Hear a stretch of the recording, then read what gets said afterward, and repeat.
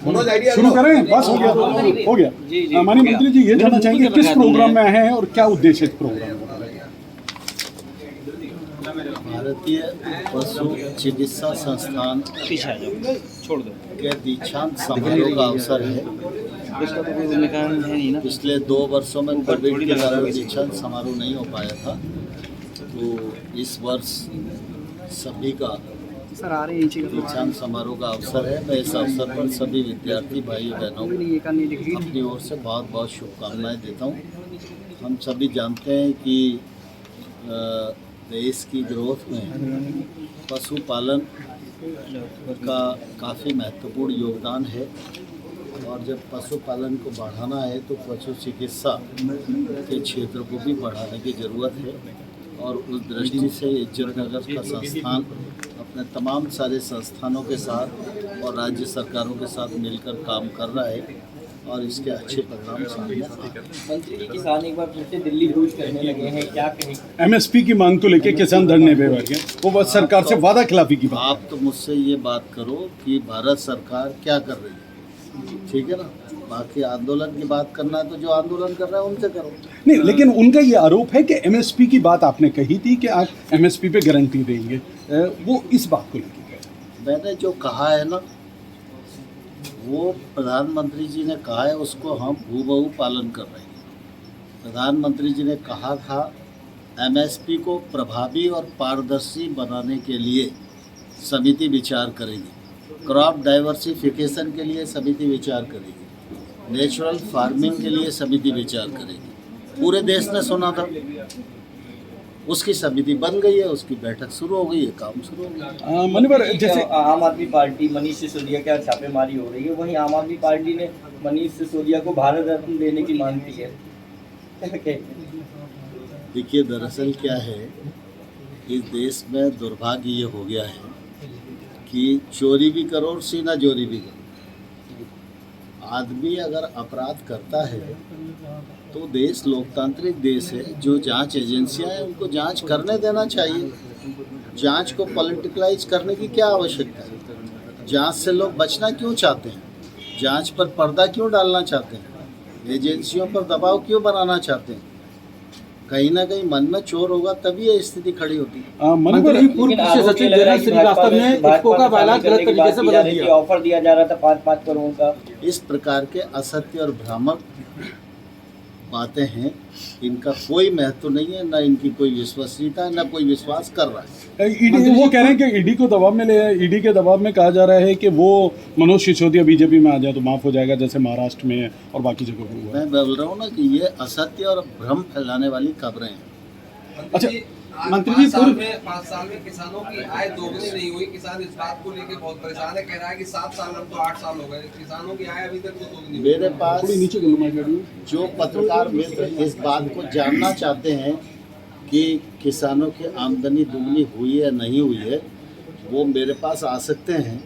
मैं उनको पिक्चर भी दिखा सकता हूँ, मैं उनको डॉक्यूमेंट भी दे सकता हूँ, और मैं उन किसानों के पास भेजकर और आपकी चर्चा कराने की व्यवस्था कर सकता हूँ, जिनकी आमदनी 2 गुनी से लेकर 10 गुनी तक। तोमर जी, आज अभी आपने जो वैक्सीन की बात की, एक सेकंड भाई, आपने वैक्सीन की बात की, लंपी स्किन से रिलेटेड जो वैक्सीन बनी है, वो वैक्सीन बाजार में कब तक आ पाएगी? क्योंकि इस समय जो है कई राज्यों में बहुत तेजी से लंपी स्किन डिजीज फैला है, वो क्योंकि अभी तक गॉटपॉक्स लगा रहे हैं हम लोग। वो जो है जल्दी ही उस पर अब हम लोगों की बातचीत हो गई है जी, और जल्दी ही उसका विस्तार हो जाएगा और मार्केट में हम कब तक मान के चलें, एक अनुमानित आप हमको मार्गदर्शन करें? देखिए, दरअसल क्या है कि हमारा काम है रिसर्च का। बिल्कुल, रिसर्च करने के बाद किसी एजेंसी को देते हैं, वो एजेंसी फिर बल्क में बना के मार्केट में बेचती है, तो ये एक प्रक्रिया है। मंत्री, आज से कांग्रेस भारत जोड़ो यात्रा लॉन्च करने जा रही है, क्या कहेंगे? लेकिन एक तरफ उनके जो नेता लगातार गुलाम नबी आजाद के बाद समितियों से देखिए, दरअसल क्या है, कांग्रेस का नेतृत्व अप्रासंगिक हो गया है, जो अपनी स्वयं की प्रासंगिकता बचाने के लिए इस प्रकार के आयोजन कर रहे हैं।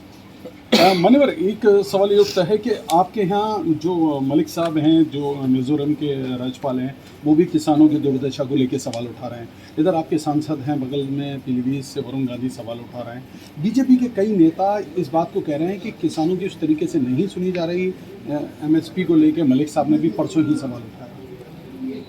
2014 से प्रधानमंत्री नरेंद्र मोदी जी के नेतृत्व में भारत सरकार किसानों के हितों के प्रति प्रतिबद्ध है, प्रतिबद्ध रहेगी।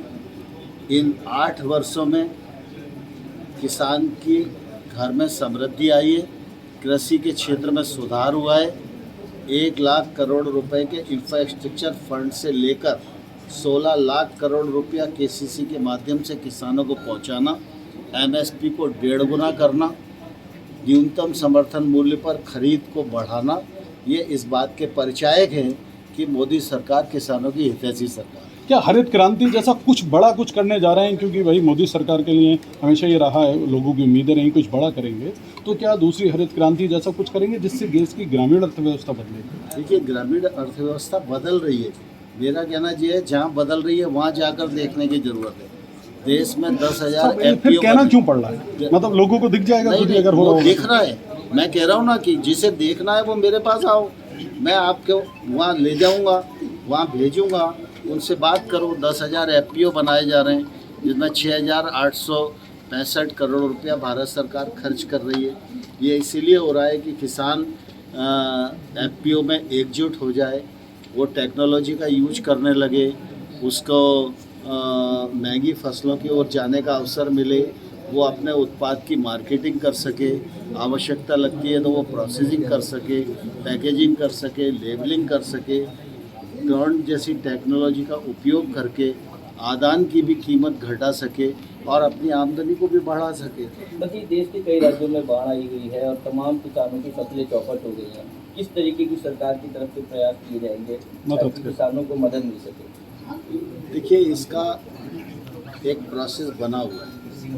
जब प्राकृतिक आपदा आती है तो राज्य सरकार अपना सर्वे करके मेमोरेंडम केंद्र सरकार को भेजती है।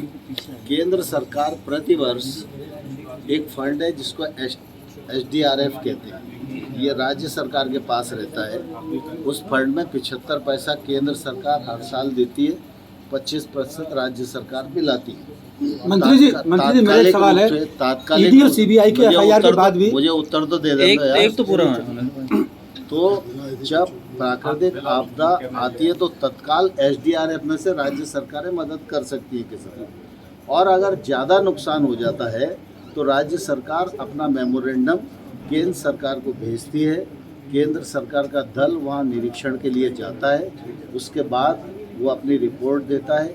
गृह मंत्रालय के अधीन एक कमेटी है, वो उस पर विचार करके राज्य सरकारों को सहायता डिस्पर्स करती है, और वो हम हर बार करते हैं और इस बार भी करेंगे। मंत्री जी मेरा सवाल था, ईडी और सीबीआई के एफआईआर के बाद भी ईडी और सीबीआई के एफआईआर